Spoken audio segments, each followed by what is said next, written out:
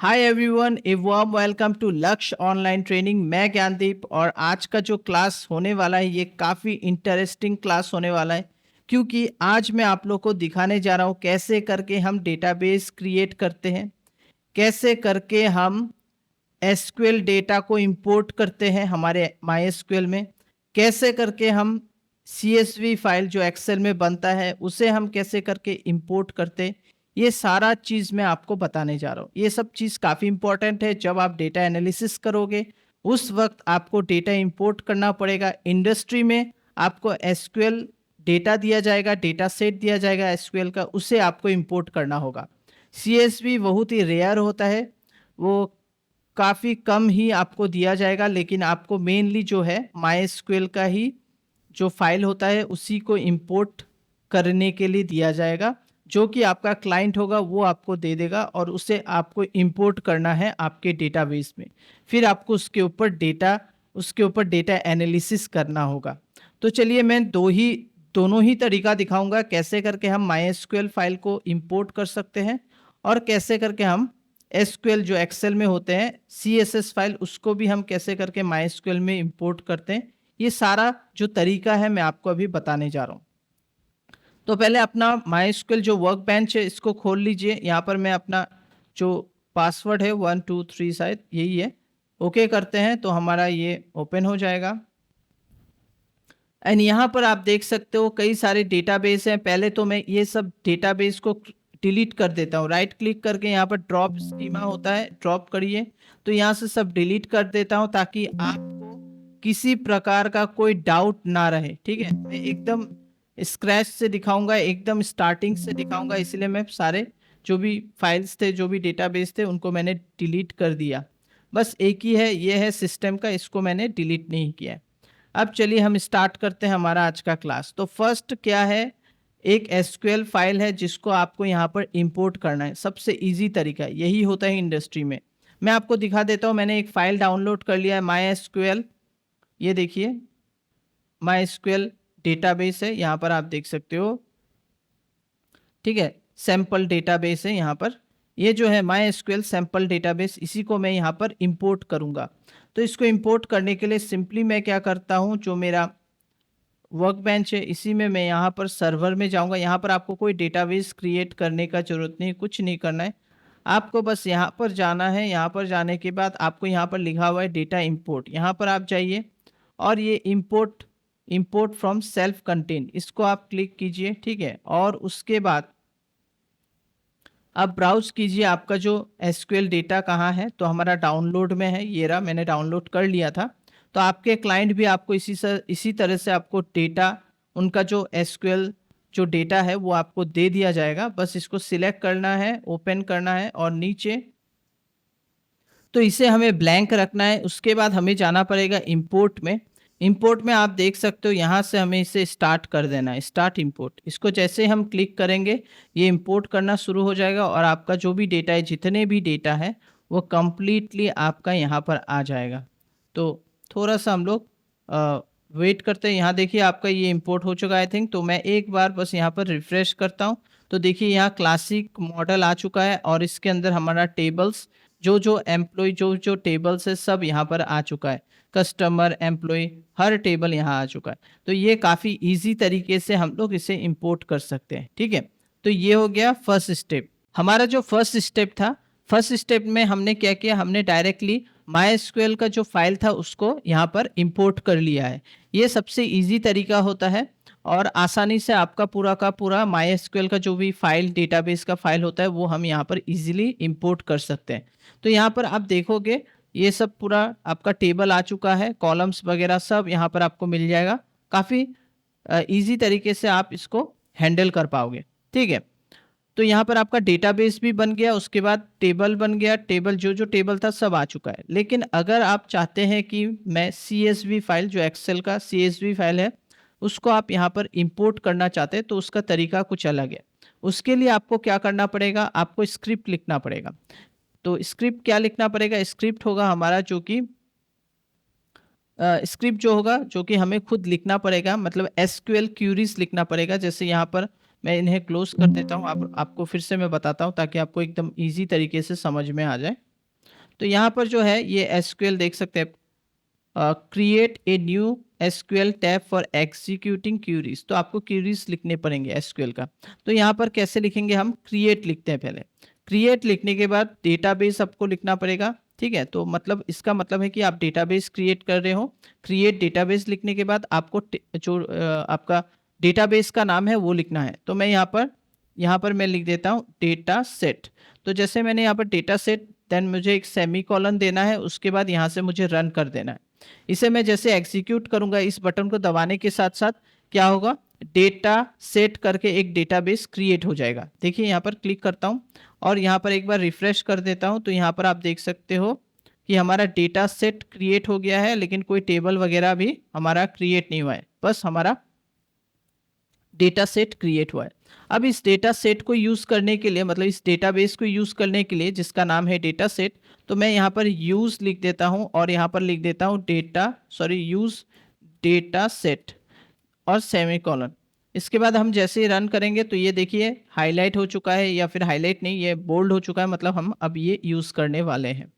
इसके बाद आपको सिंपली यहाँ पर राइट क्लिक करना है। यहाँ पर आप देख सकते हैं आपको ये देखिए टेबल डेटा इंपोर्ट विजार्ड, यहाँ पर आपको जाना है और यहाँ से आपको जो भी आप लेना चाहते हैं वो आप यहाँ से ले सकते हो। तो मैं एक सिंपल जो इजी है वो मैं लेना चाहता हूँ। मैं एक सिंपल जैसे ऑफिस का मैं ले लेता हूँ। यहाँ पर ऑफिस, इस ऑफिस को मैंने ले लिया। ऑफिस CSV फाइल जो है मैंने यहाँ ले लिया, यहाँ पर साफ तरीके से लिखा हुआ है। नेक्स्ट करते हैं। यहाँ पर ऑटोमेटिकली टेबल का नाम भी आ चुका है ऑफिस करके। अब हम नेक्स्ट करेंगे। नेक्स्ट करने के बाद आपको यहाँ पर बाय डिफ़ॉल्ट कुछ देखिए फील्ड्स बताएंगे, इन्हें आपको सजेस्ट करना है कि ये सही है कि नहीं। सिटी के लिए टेक्स्ट सही है, फ़ोन नंबर के लिए आप टेक्स्ट दे दीजिए, क्योंकि टेक्स्ट में आपका नंबर और जो कि आपका अल्फ़ा न्यूमेरिक मतलब, ठीक है, दोनों आएंगे। तो मैं इसमें एक्चुअली हमारा काफ़ी बड़ा नंबर होता है फ़ोन नंबर, इसलिए मैंने टेक्स्ट ही डाला है। एड्रेस में भी हमारा टेक्स्ट रहेगा, एड्रेस लाइन 1 लाइन 2 में। स्टेट भी टेक्स्ट रहेगा, कंट्री भी टेक्स्ट, इसको भी मैं टेक्स्ट देता हूँ क्योंकि हमारा ये जो शीट है इसमें कुछ ऐसे पिन कोड है, पोस्टल कोड है जो कि अल्फ़ा न्यूमेरिक है। टेरिटरी हमारा टेक्स्ट होगा। तो ये देखिए यहाँ पर आपको सजेस्ट भी कर रहा है, यहाँ पर दिखा रहा है जो ऑफिस कोड क्या होगा। ऑफिस कोड यहाँ पर न्यूमेरिक नंबर दिया हुआ है, ठीक है। फिर सिटी आपका अल्फ़ाबेटिक ऑर्डर में है। तो इस तरह से आप देख लीजिए, आपको सजेशन मिल जाएगा यहाँ पर आप आराम से। तो देखिए पोस्टल कोड में यहाँ पर हमारा जो नंबर वगैरह है, यहाँ पर ये जो हाइफन वगैरह है, इसके लिए हमें ये टैक्स लेना पड़ रहा है, ठीक है। तो अब हम नेक्स्ट करते हैं। नेक्स्ट करने के बाद नेक्स्ट करेंगे और ये नेक्स्ट करने के साथ साथ हमारा 7 रिकॉर्ड इंपोर्ट हो चुका है और हम इसे फिनिश कर देंगे। और यहाँ पर आप एक बार रिफ्रेश कीजिए तो आपका यहाँ पर देखिए ये ऑफिस टेबल का जो ऑफिस जो हमारा टेबल है वो आ चुका है और यहाँ पर जो जो कॉलम है वो सब आ चुके हैं, ठीक है। तो ये तो हो गया, लेकिन जब आप huge amount of data retrieve करेंगे CSV से, तब ये पॉसिबल नहीं होगा, तब आपको प्रॉब्लम देगा।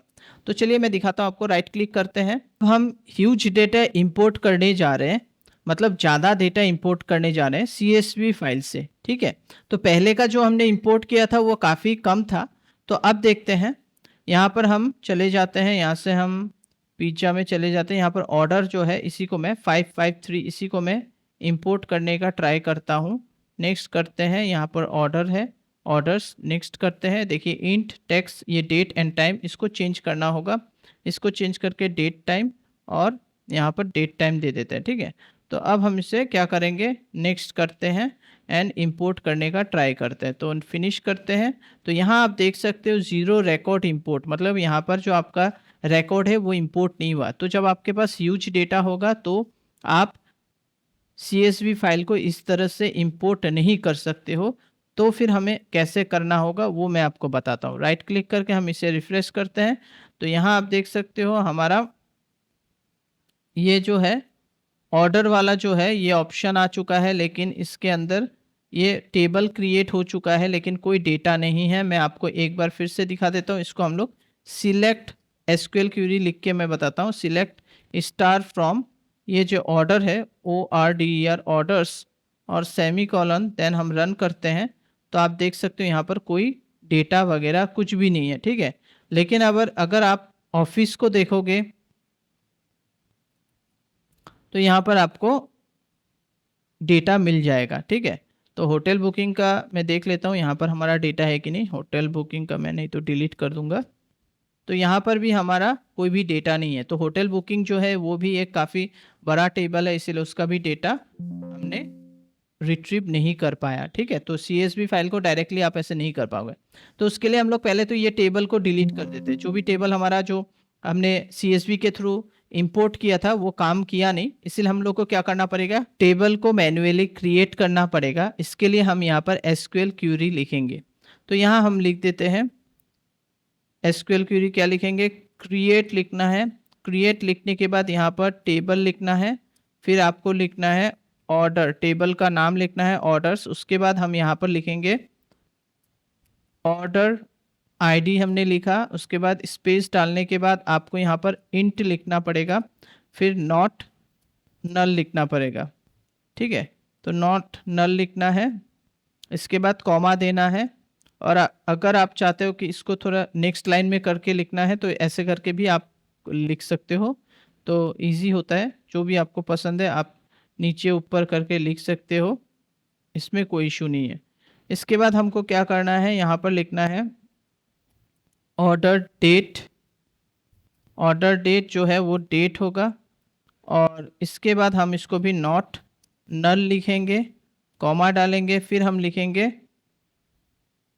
ऑर्डर टाइम और इसको टाइम दे देंगे और इसको भी नॉट नल लिख देंगे, ठीक है।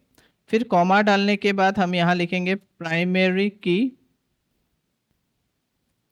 प्राइमरी की ब्रैकेट के अंदर लिख देंगे ऑर्डर ID जो है वो प्राइमरी की होना पड़ेगा। और उसके बाद ब्रैकेट क्लोज करके सेमीकोलन डालना है, बस इतना करना है। मैं इसे नेक्स्ट लाइन में दिखा देता हूँ इस तरह से, ठीक है। अब हम इसे रन कर देंगे। जैसे रन करेंगे आप देख सकते हो, मैं इसे, ये एग्जीक्यूट हो चुका है हमारा, ये नीचे चला गया है। तो यहाँ आप देख सकते हो create table, order ID, not null, ये सब सही, 0 रो इफेक्ट, मतलब ये सही हमारा काम हो चुका है, मतलब ये सही तरीके से हमारा टेबल बन चुका है। राइट क्लिक करेंगे, राइट क्लिक करके यहाँ पर रिफ्रेश करेंगे तो यहाँ देख सकते हैं आप ऑर्डर करके हमारा टेबल बन गया, लेकिन अभी डेटा है नहीं यहाँ पर, है ना। तो यहाँ पर अभी हमारा कोई डेटा नहीं है, देख सकते हैं आप यहाँ पर, ये देखिए बस हमारा टेबल बना है। तो इसको अगर आप चाहते हैं कि वेरीफाई करना चाहते हैं वो भी हो जाएगा। सिंपली मैं एक नया स्क्रिप्ट के लिए यहाँ पर क्लिक कर देता हूँ और यहाँ पर ही आपको बता देता हूँ सिलेक्ट स्टार फ्रॉम ऑर्डर, ठीक है, ऑर्डर्स। और इसको जैसे रन करेंगे देखेंगे आप कि यहाँ पर हमारा सब कुछ नल नल है, कुछ भी नहीं है। अब हम क्या करेंगे, इसी के ऊपर राइट क्लिक कर देते हैं। राइट क्लिक करेंगे, यहाँ पर आप देख सकते हो टेबल डेटा इंपोर्ट विजर्ट, यहाँ पर जाएंगे। अब हमारा ये ऑलरेडी सिलेक्ट है, तभी भी मैं आपको सिलेक्ट करके दिखा देता हूँ। एंड नेक्स्ट करेंगे और हम नेक्स्ट करेंगे और यहाँ पर आप देख सकते हो ऑर्डर ID, डेट, टाइम, ये सब है। नेक्स्ट एंड इंपोर्ट कर देते हैं।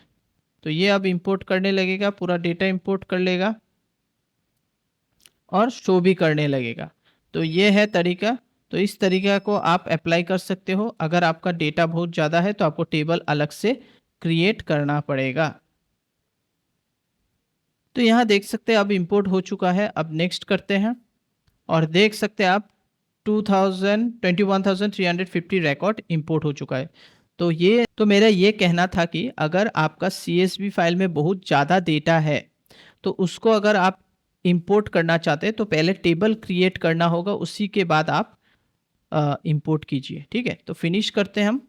तो हमारा यहाँ पर डेटा आ चुका है और मेरा क्यूरी लिखा हुआ है। जस्ट मैं रन करता हूँ, यहाँ पर देख सकते हैं पूरा डेटा आपका यहाँ पर आ चुका है, ठीक है।